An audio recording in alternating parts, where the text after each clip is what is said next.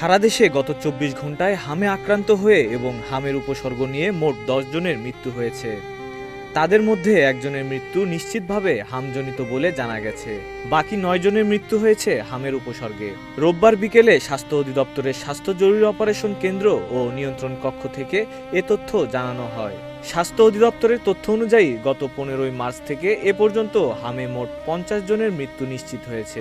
একই সময়ে হামের উপসর্গ নিয়ে সন্দেহভাজন মৃত্যুর সংখ্যা দাঁড়িয়েছে ২৪৪ জনের। এই সময়ের মধ্যে নিশ্চিতভাবে হামে আক্রান্ত হয়েছেন ৫,৩১৩ জন।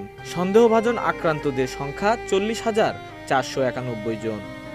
এছাড়া এখন পর্যন্ত হামের সন্দেহে হাসপাতালে ভর্তি হয়েছেন ২৭,৮১৬ জন। চিকিৎসা শেষে সুস্থ হয়ে হাসপাতাল থেকে ছাড়পত্র পেয়েছেন ২০,০৯০ জন। স্বাস্থ্য বিশেষজ্ঞরা বলছেন, পরিস্থিতি নিয়ন্ত্রণে দ্রুত টিকা কার্যক্রম জোরদার করা এবং সচেতনতা বাড়ানো জরুরি। Desk report, news flash 71।